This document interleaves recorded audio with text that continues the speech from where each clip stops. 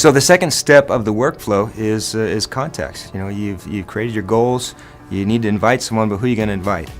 So we put together a list of contacts. Now it's very important as you do that you don't judge anyone off that list. That as you create the list, you actually write it down. It's important to write it down. Not just sometimes we'll think about it in our heads and then we forget it, we don't write it down, and we never contact that person, or we don't for quite a while. So as we go to do that, we want to get a good list of people. As we do that, a good way to come up with a list is to do this categorization deal that we do, which is FFBC, family, friends, business, and community. If we look at people who are in our family, that's just not immediate family, that's extended family as well. We look at our friends, people that we can call and they know us and we have a reputation with them, we have some credibility with them. We look at business, people that we worked with in business before or even in school. And then we look at community, people that we know, just from day-to-day activities or church or wherever we may meet someone in our community, the neighborhood.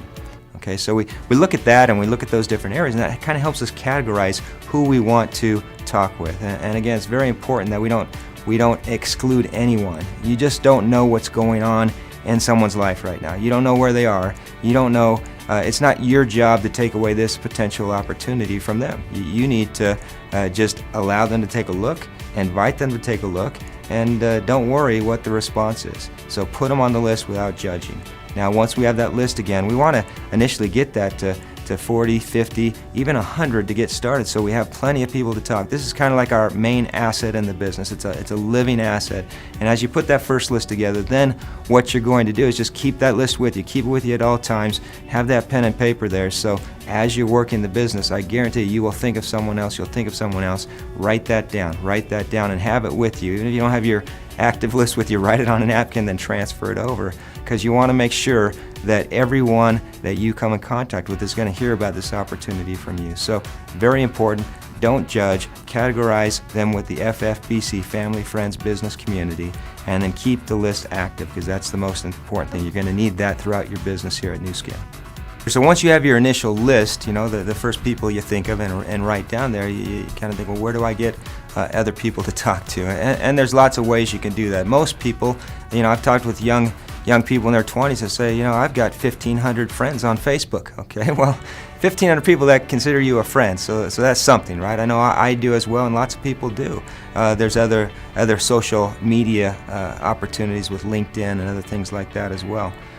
You don't discount your day-to-day activities. You're always walking and talking to people. If you have this business right on the front of your mind, and hey, I'm working the business, everyone out there that I'm talking with and I come in contact with, I'd like to know their story, to know, hey, is this something that they'd be interested in knowing about or not? Ask the question, say hi, talk to people, be friendly. I've found many times just by saying hi to someone and starting a conversation, all of a sudden, this is a person who could really use our business. So another good tool to use in creating your list is a memory jogger that we have in the Fast Start packet. Many times we just need to look at, hey, who was the person I used to fix my plumbing? Who was my banker? Who was my accountant? Who are some of the guys that are people that work out at the gym?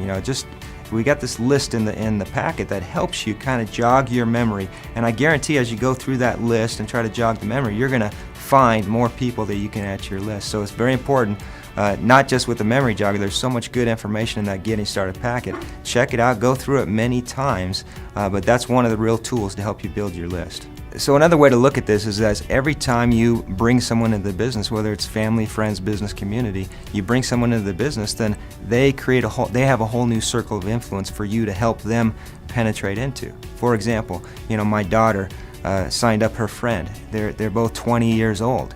Well, that led to her mother, who led to an aunt who really engaged in the business and worked really hard. My daughter had a big check that month from everything that happened. So what happened there is my daughter never would have known my daughter's friend's mother's sister, the aunt, right? But the aunt is the one who really engaged, and it ended up creating a significant business for her. So you just never know.